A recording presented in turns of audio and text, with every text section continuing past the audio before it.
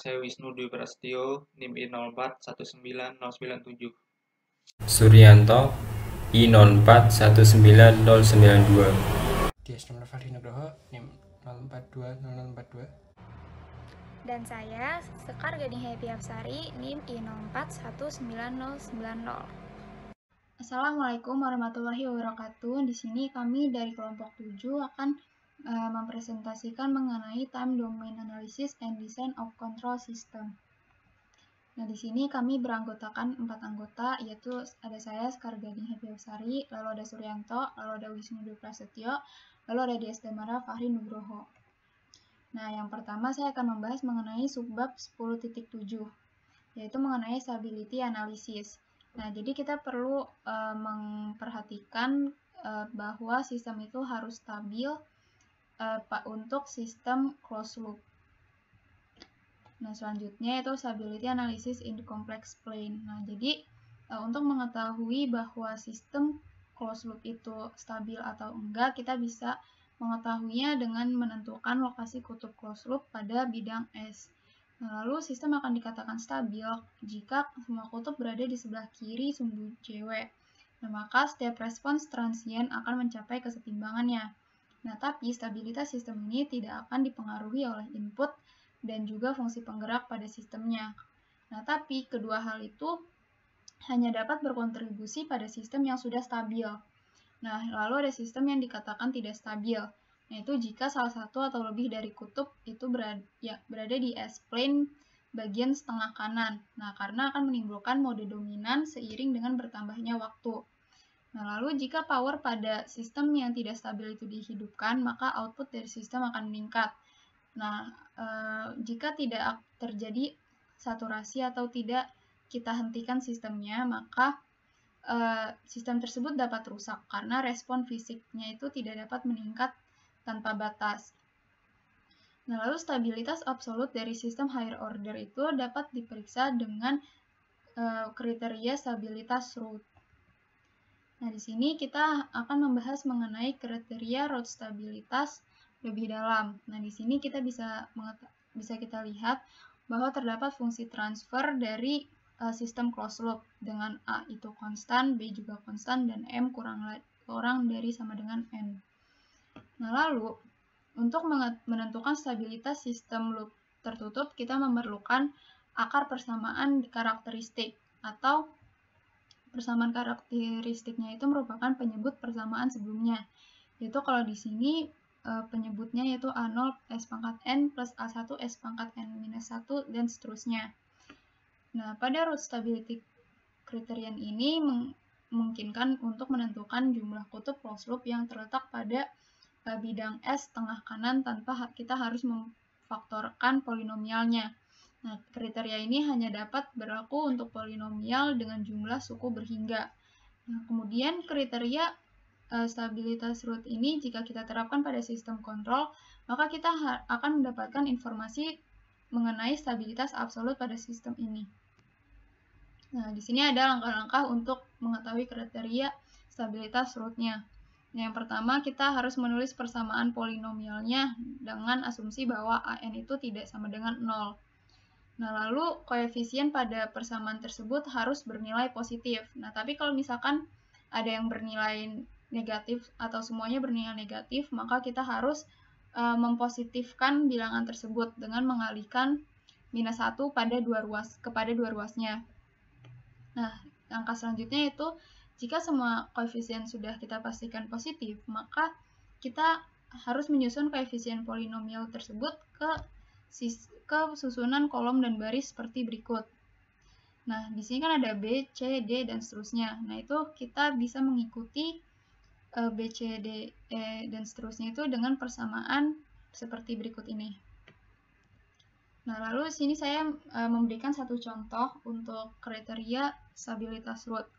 Nah, yang pertama, ini ada persamaan polinomial S pangkat 4 ditambah 2S pangkat 3 ditambah 3S pangkat 2 ditambah 4S ditambah 5 sama dengan 0. Nah, lalu kita atur persamaan polinomialnya itu dengan susunan kolom dan baris tadi, seperti berikut ini. Nah, lalu pada baris S pangkat 3 ini, yaitu 2, 4, 0, kita bisa menyederhanakannya dengan membagi baris tersebut dengan 2, sehingga S pangkat 3-nya itu menjadi 1, 2, dan 0. Nah, selanjutnya ini ada beberapa kasus spesial dalam kriteria stabilitas root tadi.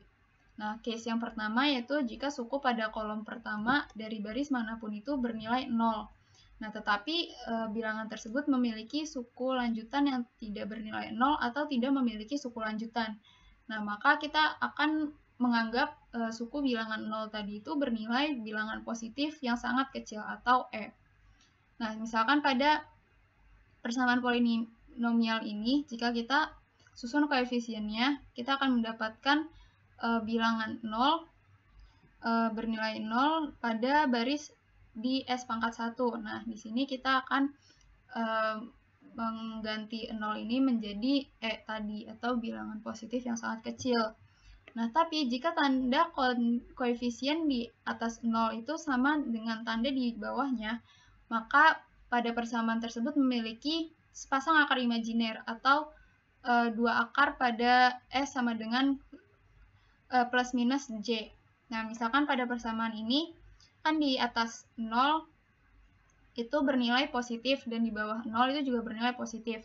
Nah, maka persamaan ini memiliki sepasang akar imajiner. Nah, tapi kalau misalkan persamaan di atasnya dan di bawahnya itu berlawanan tanda, maka terdapat perubahan tanda atau one sign change. Nah, seperti halnya pada persamaan berikut ini. Nah, di sini kalau misalkan kita susun pada kolom dan baris, maka bisa kita lihat bahwa di atas 0 ini bernilai positif, dan di bawah 0 juga bernilai negatif. Nah, sehingga memiliki satu perubahan tanda. Nah, tapi kita lihat lagi bahwa di bawah 0 ini terdapat bernilai negatif dan juga bernilai positif. Nah, maka pada persamaan ini kita ketahui bahwa memiliki 2 perubahan tanda. Nah, ini bisa kita pastikan dengan melihat bentuk faktor dari persamaan ini, yaitu ini kan ada 2, berarti memiliki dua perubahan tanda. Nah, selanjutnya jika semua koefisien pada setiap baris turunan itu adalah 0. Nah, sehingga ada akar-akar yang besarnya sama yang terletak secara radial berlawanan satu sama lain di bidang S. Misalkan pada persamaan ini, jika kita susun, maka di baris S pangkat 3 ini semua bernilai 0. Nah, lalu karena baris ketiga itu bernilai 0, maka kita akan membuat polinomial bantunya, dimulai dari koefisien S pangkat 4. Nah, perlu kita ingat bahwa jika polinomial bantu dengan derajat 2n, maka di persamaan tersebut memiliki n pasang akar yang sama dan berlawanan. Nah, jadi karena di sini koefisien polinomial bantunya itu dimulai dari S pangkat 4, berarti persamaan tersebut akan memiliki 2 pasang akar yang sama dan berlawanan. Nah, selanjutnya kita selesaikan persamaan ini, yaitu dengan PS atau polinomial bantunya, dimulai dari S pangkat 4, seperti berikut, dan memiliki turunan PS sebagai berikut. Nah, sehingga kita bisa mengganti baris S pangkat 3 tadi ini dengan persamaan turunan PS tadi, yaitu diganti dengan 8 dan 96. Nah, sehingga kita mendapatkan susunan kolom dan baris yang baru. Nah, lalu pada susunan ini kita akan mendapatkan satu perubahan tanda, yaitu pada ini kan 0. Nah, lalu di atasnya itu ada minus dan di atasnya ada positif. Nah, jadi pada persamaan awal tadi memiliki satu akar dengan faktor real positif. Nah, lalu kita pecahkan akar dari polinomial bantu, sehingga kita dapatkan buka kurung S plus 1 tutup kurung dikali buka kurung S minus 1 tutup kurung, lalu dikali S plus J5 dikali S minus J5, lalu dikali S plus 2 sama dengan 0. Nah, kemudian relative stability analysis. Nah, jadi kriteria stabilitas root ini merupakan suatu pendekatan yang berguna untuk menguji stabilitas relatif. Lalu kita bisa mensubstitusikan persamaan ini ke dalam persamaan karakteristik sistem yang tadi. Lalu kita dapat menulisnya dalam bentuk S dan menerapkan kriterianya itu ke polinomial baru dalam bentuk S juga. Nah, lalu banyaknya perubahan tanda pada kolom pertama susunan yang dikembangkan untuk polinomial di S itu akan sama dengan jumlah akar yang terletak di sebelah kanan garis vertikal, yaitu S sama dengan minus sigma. Nah, dengan demikian pengujian ini akan mengungkapkan bahwa jumlah akar yang terletak di sebelah kanan garis vertikal S sama dengan minus sigma. Nah, lalu yang terakhir dari subbab 10.7 ini yaitu aplikasi dari kriteria stabilitas root itu terhadap analisis sistem kontrol. Nah, jadi dalam analisis sistem kontrol linear ini, kegunaan kriteria stabilitas root itu akan sangat terbatas karena pada kriteria stabilitas root tidak menyarankan untuk bagaimana meningkatkan stabilitas relatif dan juga bagaimana kita menstabilkan sistem yang tidak stabil. Nah, tapi memungkinkan kita untuk menemukan efek dari perubahan satu atau dua parameter sistem dengan kita memeriksa nilai-nilai yang menjadi penyebab ketidakstabilan. Nah, kita masuk ke contoh, misalkan pada sistem closed loop ini kita harus menentukan K agar sistem ini tetap stabil. Nah, dengan fungsi transfer seperti berikut. Nah, tadi kan persamaan karakteristik itu merupakan penyebut dari persamaan sebelumnya. Nah, jadi persamaan karakteristiknya yaitu S pangkat 3 plus 3S pangkat 2 plus 2S plus K sama dengan 0. Nah, lalu kita susun koefisien persamaan tersebut dalam kolom dan baris, dan kita dapatkan bahwa K itu kurang dari 6 dan lebih dari 0. Akan menyampaikan tentang root locus analysis.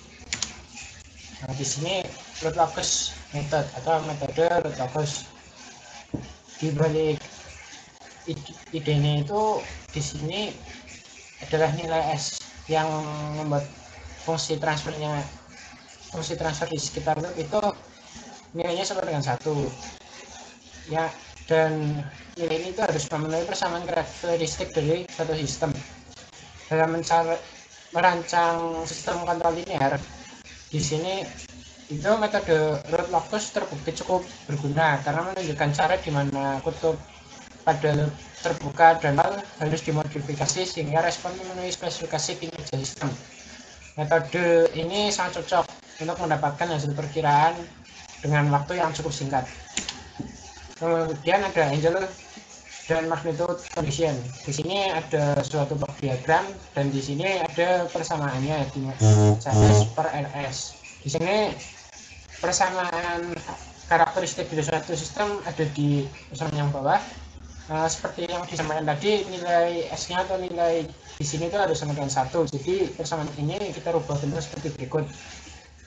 Di sini kita bisa menemukan magnitude condition dan angel condition sebagai berikut, seperti ini dan seperti berikut. Namun pada kondisi tertentu GSHS itu melibatkan parameter gain K. Jadi persamaannya bisa ditulis seperti berikut. Di sini tuh nanti bentuknya jadi polinom ya. Kemudian di sini ada ilustratif example.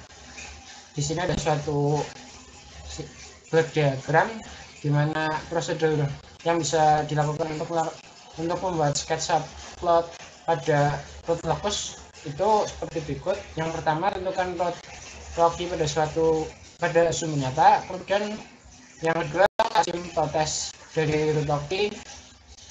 Berikutnya, tentukan breakaway point. Kemudian tentukan di mana root loci bersilangan dengan sumber imaginer. Titik uji pada area luas sumber JW dan titik asal. Gambar root loci-nya, dan terakhir tentukan sepasang kutub loop tertutup pada konjugasi kompleks dominan sedemikian rupa sehingga damping rasionya itu zeta sama dengan 0,5.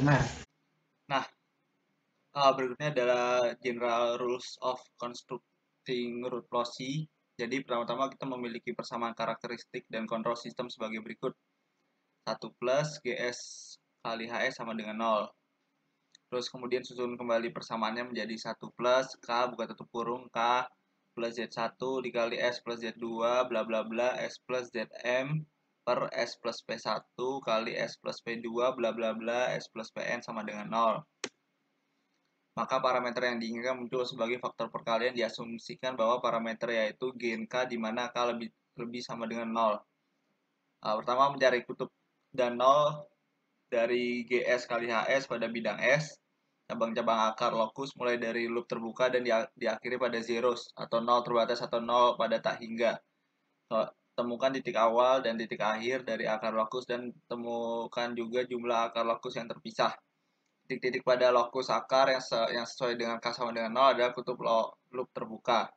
Setiap lokus akar dengan demikian berasal dari kutub fungsi alih loop terbuka GS kali HS. Ketika K dinaikkan sampai tak hingga, masing-masing akar lokus akan mendekati 0 dari fungsi transfer loop terbuka atau tak hingga dalam bidang kompleks. Pada umumnya jumlah kutub loop terbuka melebihi 0, maka biasanya jumlah cabang sama dengan jumlah kutub. Jika jumlah kutub loop tertutup sama dengan jumlah kutub loop terbuka, maka jumlah cabang akar lokus individu yang berakhir di hingga 0 loop terbuka sama dengan nilai M pada zeros loop terbuka. Terus yang kedua, menentukan akar lokus dan sumbu nyata.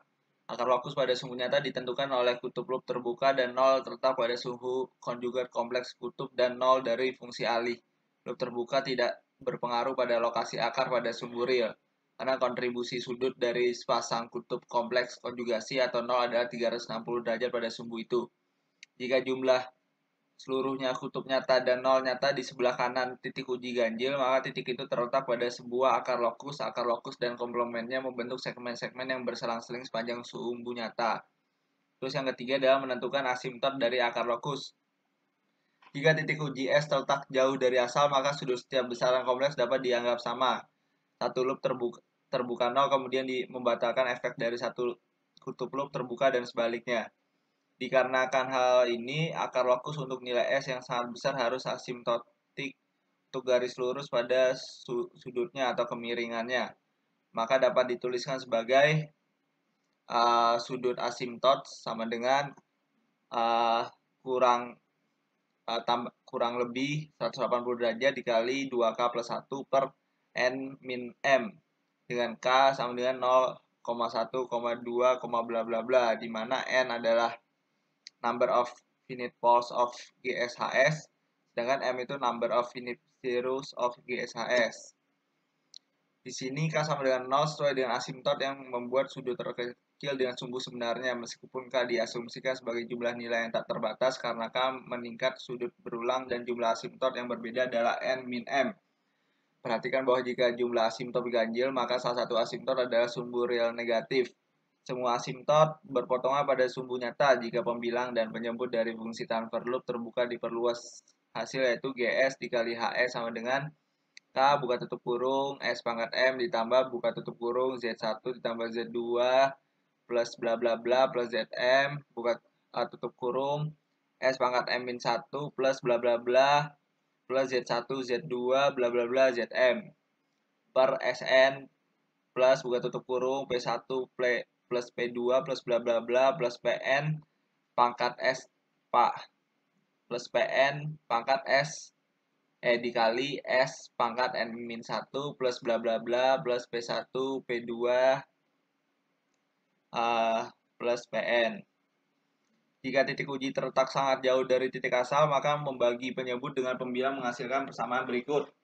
GS dikali HS sama dengan K per S pangkat N min M plus buka tutup kurung P1 plus P2 plus bla bla bla plus PN dikurang Z1 plus Z2 plus bla bla bla plus ZM dikali S pangkat N min M min 1 plus bla bla bla.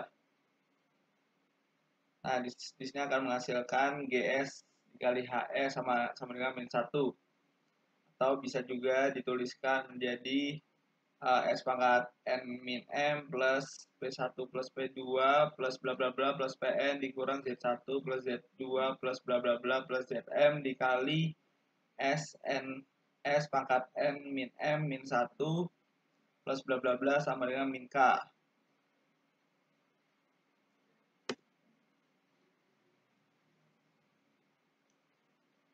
Jika absis berpotongan asimtot dan sumbu real dilambangkan dengan S2A, maka atau A sama dengan min PT plus P2, P1 plus P2 plus bla bla bla plus PN dikurang Z1 plus Z2 plus bla bla bla plus Zm per N min M. Karena semua kutub kompleks dan nol terjadi pada pasangan konjugasi, to A memiliki kualitas nyata. Setelah berpotongan asimptot dan sumbu real ditemukan, asimptot dapat dengan mudah ditarik dalam bidang kompleks.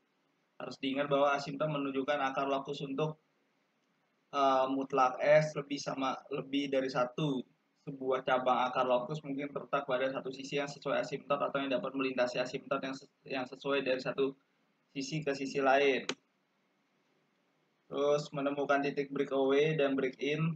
Titik break-in adalah titik di mana root locus pada bidang kompleks memasuki sumbu real atau root locus lainnya. Saat GNK meningkat, titik break-in seperti breakaway point berhubungan dengan titik di bidang S di mana banyak akar persamaan karakteristik terjadi. Karena simetri konjugasi dan akar lokus, titik breakaway dan titik break-in terletak pada sumbu nyata atau terjadi pada pasangan kompleks konjugasi. Jika sebuah lokus akar terletak di antara dua kutub loop terbuka yang berdekatan pada sumbu real, maka terdapat setidaknya satu titik putus di antara kedua kutub tersebut. Demikian pula jika akar lokus terletak di antara dua nol yang berdekatan atau satu nol mungkin terletak di minus tak hingga pada sumbu nyata, maka selalu ada setidaknya satu titik break-in antara dua nol. Jika root locus terletak di antara kutub loop terbuka dan nol mungkin ada titik breakaway dan break-in. Misal persamaan karakteristik seperti ini, BS plus KAS sama dengan 0. Nah, titik breakaway dan titik break-in sesuai dengan akar ganda dari persamaan karakteristik seperti yang ditunjukkan sebelumnya, maka titik breakaway dan break-in dapat ditentukan dari akar DK per DS sama dengan B aksen S kali AS min BS kali A aksen S per A kuadrat S sama dengan 0, di mana prima atau prime-nya menunjukkan diferensial sehubungan dengan S. Nah, ini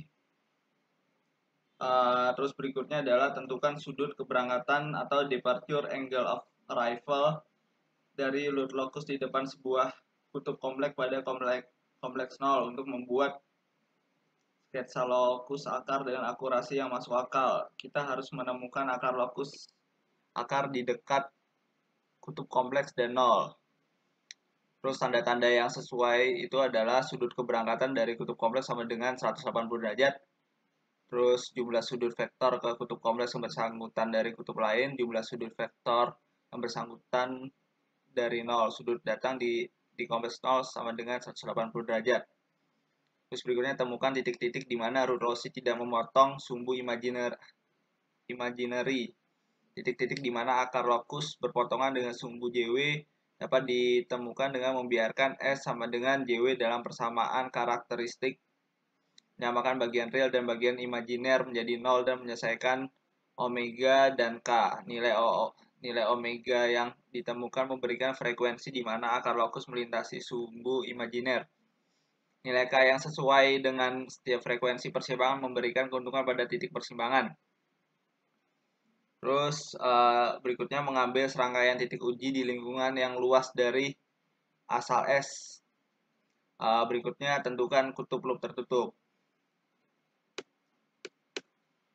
Nah, dari gen K di setiap lokasi root tertentu di lokus, jika perlu lokus akan dapat digradasikan dalam bentuk K lokus akar kontinu dengan K. Nilai K yang bersesuaian dengan sembarang titik S pada akar lokus dapat diperoleh dengan menggunakan kondisi magnitudo atau K sama dengan product of length between point S to poles per product of length between point S to zeros. Nilai ini dapat dievaluasi baik secara grafis atau analitis. Jika gen K dari fungsi transfer loop terbuka diberikan dalam masalah, maka menerapkan kondisi magnitudo kita dapat menemukan lokasi yang benar dari kutub loop tertutup untuk K yang diberikan pada setiap cabang lokus akar dengan pendekatan coba-coba atau dengan penggunaan MATLAB. Berikutnya, construction root loci when a variable parameter does not appear as a multiplicative factor. membangun akar lokus ketika parameter variabel tidak muncul sebagai faktor perkalian dalam beberapa kasus parameter K mungkin tidak muncul sebagai faktor perkalian dari GS dikali HS. Dalam beberapa kasus persamaan karakteristik dapat ditulis ulang sehingga K muncul sebagai faktor perkalian dari GS kali HS. Terus typical post zero configuration and corresponding root loci. Konfigurasi kutub 0 tipikal dan lokus akar yang sesuai pada bagian ini akan disajikan beberapa konfigurasi kutub 0 loop terbuka dan lokus akar yang sesuai dengan tabel 10.3. Pola lokus akar hanya bergantung pada pemisahan relatif kutub loop terbuka dan 0. Jika jumlah kutub loop terbuka melebihi jumlah 0 hingga 3 atau lebih akan ada nilai gain K di luar mana akar lokus memasuki bidang S tengah kanan. Dengan demikian sistem dapat menjadi tidak stabil. Sebuah sistem yang stabil harus memiliki semua kutub loop tertutupnya di setengah S-plane kiri. Harus diperhatikan bahwa begitu kita memiliki pengalaman dengan metode ini, kita dapat dengan mudah mengevaluasi perubahan pada akar lokus karena perubahan jumlah dan lokasi kutub loop terbuka dan 0 dengan memvisualisasikan plot root lokus yang dihasilkan dari berbagai konfigurasi kutub 0. Nah, ini tabel 10.3 yaitu open loop pole zeros configuration and the corresponding root loci. Coba berikutnya yaitu root locus plot with MATLAB atau kita mengupload root locus menggunakan MATLAB. Nah, di sini persamaan dasar dari root locus sendiri itu seperti yang disampaikan di sebelumnya, yang dimana di sini bentuknya polinom dan ada pengaruh parameter gain berupa K. Nah, dan di sini untuk pemloadingannya pada MATLAB, persamaan ini itu kita rubah menjadi seperti berikut, dimana numnya itu nanti akan jadi pembilangnya dan d-nya itu kita ambil dari penyebutnya. Di sini komen dasarnya untuk memplot root locus pada MATLAB itu kita gunakan komen seperti berikut: rlocus atau root locus numden, dan ketika vektor K-nya atau parameter gain K-nya itu diketahui, maka komen yang tadi itu akan ditambah K pada akhirnya. Jika mengacu pada left hand argumen, komen yang tadi itu yang di sini itu bisa dinotasikan di MATLAB sebagai berikut seperti ini. Jadi diawali RK dalam kurung sama dengan rlocus numden. Nah, ketika ada K-nya, ada parameter gain K-nya, nanti sama pada kasus sebelumnya, jadi RK sama dengan rlocus numden dan K. Setelah komen ini dilakukan, salah satu komen ini dilakukan, nanti akan menampilkan matriks R dan vektor K. Kemudian untuk memunculkan grafiknya itu kita gunakan plot R, dan di sini itu biasanya kita bisa gunakan tanda strip X dan O untuk memunculkan beberapa jenis dari grafiknya sendiri. Nah, di sini kita ambil contoh di mana suatu persamaan sistem GSHS itu sama dengan K per S plus 0,5, S kuadrat plus 0,6, S plus 10. Disederhanakan menjadi seperti berikut. Jadi di sini karakter sistemnya itu mempunyai persamaan karakteristik seperti berikut. Kemudian kita masukkan ke program MATLAB di mana numnya itu denominator, pemilangnya, denominatornya di sini yang di sini tuh nilainya 1 karena K-nya itu ya, variabel K itu nggak ditemani angka lain, jadi kita dapat sembunyikan di situ 1K. Jadi numnya itu 1 dan S4-nya 1, S pangkat 4-nya itu tidak ditemani suatu angka lain, jadi di sini kita masukkan 1, 1,1, 2,3, 5, dan di sini tidak ada konstantanya, jadi kita masukkan 0. Kemudian kita masukkan persamaan tadi RK, rlocus num den, karena di sini kita tidak diketahui parameter K-nya kan, jadi langsung aja. Terus kita plot dengan R, dan di sini itu kita pilih strip. Terus axis equal itu untuk menentukan batas aksisnya dari min 4 sampai 4. Terus di sini juga min 4 sampai 4 untuk 9-nya. Terus grid itu untuk memunculkan di sini gridnya kotak-kotak ini, dan itu untuk memunculkan judulnya, dan label X berupa real axis di sini untuk judul labelnya, dan di sini ya label Y-nya judul labelnya berupa imaginary axis. Sehingga persamaan ini kita bisa temukan locus plotnya berupa gambar grafik seperti berikut. Untuk yang terakhir yaitu ada tuning rules for PID controllers, atau lebih dalam bahasa terjemahnya aturan untuk men-setting suatu sistem kontrol PID. Tanpa lama-lama langsung saja. Yang pertama kita ada ke subbagian PID control of plans. Semisal kita memiliki suatu plan seperti ini, atau diagram blok yang sederhana seperti ini. Ini termasuk diagram blok atau plan yang sederhana, sehingga kita mudah untuk memvariasikannya untuk menentukan parameter kontrolnya. Jika semakin kompleks, maka kita akan semakin sulit untuk menentukan parameter kontrolnya. Nah, untuk menentukan parameter tersebut agar diketahui spesifikasi performanya, itu memerlukan suatu proses yang disebut dengan controller tuning. Nah, untuk di dunia ini sebenarnya ada banyak aturan untuk menentukan aturan untuk men-setting PID atau men-tuning PID. Salah satunya adalah Ziegler-Nichols yang menyarankan sebuah aturan untuk men-tuning PID controllers, yaitu untuk mengatur nilai KP, TI, dan TD. Aturan Ziegler-Nichols ini hanya berlaku jika diketahui model matematika dari sistem yang akan disetting atau dituning. Nah, untuk aturan Ziegler-Nichols ini bertujuan untuk menentukan nilai KP, yaitu atau biasa juga disebut dengan proportional gain, untuk TI atau integral time, dan TD atau derivative time berdasarkan karakteristik transient response yang diberikan oleh plan.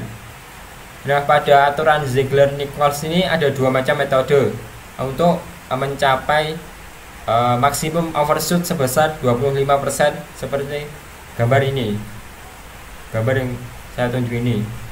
Nah, untuk langsung saja kita ke metode yang pertama. Pada metode yang pertama ini misalnya kita memiliki suatu unit step fungsi, kita akan menginputkan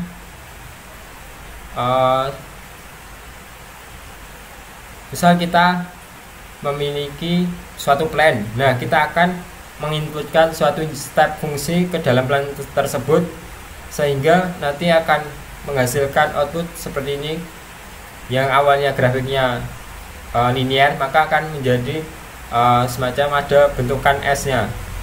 Nah, jika plan yang tadi itu bukan tersusun dari pembilang atau penyebut yang bilangan kompleks, maka akan menghasilkan respon berupa kurva yang berbentuk S. Nah, untuk lebih jelasnya ini pada grafik yang di bawah ini yang saya tunjukkan ini seperti S.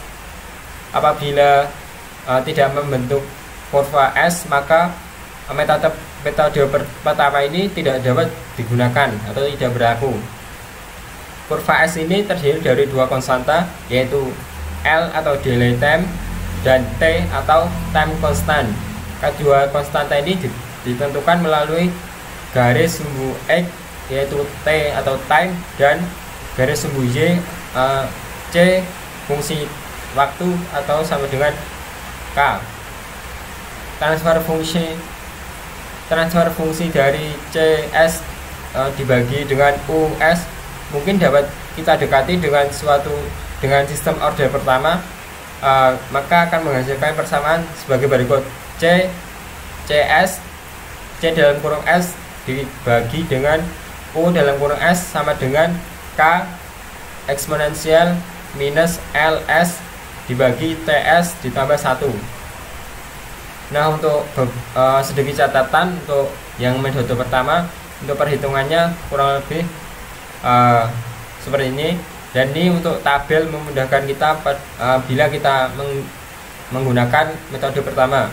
Misal kita akan mengontrol nilai P, maka kita harus men-setting nilai KP, TI, dan TD sedemikian rupa. Oke, untuk metode yang kedua yaitu kita mengatur nilai TI sama dengan T3 dan TD sama dengan 0. Kemudian kita akan menggunakan kontrol proporsional atau KP. Kita inputkan ke diagram bloknya seperti ini. Maka nilai KP akan meningkat atau akan ditingkatkan dari 0 hingga critical value atau KCR, dan akan menghasilkan output grafik osilasi seperti gambar di bawah. Nah, untuk PCR ini merupakan periode kritikal.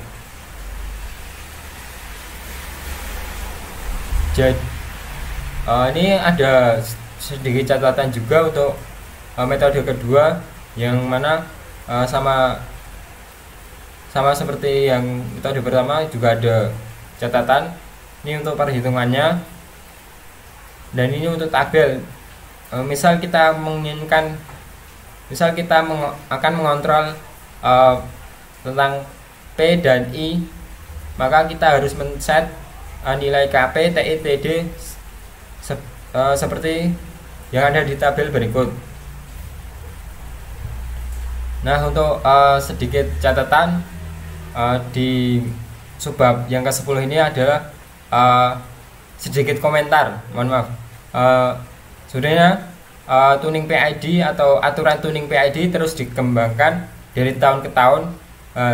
Untuk sejak adanya aturan Ziegler-Nichols, maka semakin banyak variasi analisis dan grafis untuk mendesain sebuah sistem kontrol PID. Jadi semakin mudah, bisa dibilang seperti itu. Yang kedua, jika fungsi transfer dari plan diketahui, maka nilai KCR atau critical value dan PCR atau period dari critical atau periode kritikal dapat dihitung. Kemudian parameter KP, TI, KP atau proportional gain, TI atau integral gain, integral time, dan TD atau derivative time bisa ditentukan. Untuk yang terakhir yaitu jika suatu plan dengan PID controller yang telah dituning, maka akan menghasilkan 10% hingga 60% maksimum overshoot. Rata-ratanya dari setelah dituning yaitu sekitar 25%. Terima kasih teman-teman semuanya. Mohon maaf apabila terdapat kesalahan dan kurang kata. Kami mohon maaf yang sebesar-besarnya. Wassalamualaikum warahmatullahi wabarakatuh.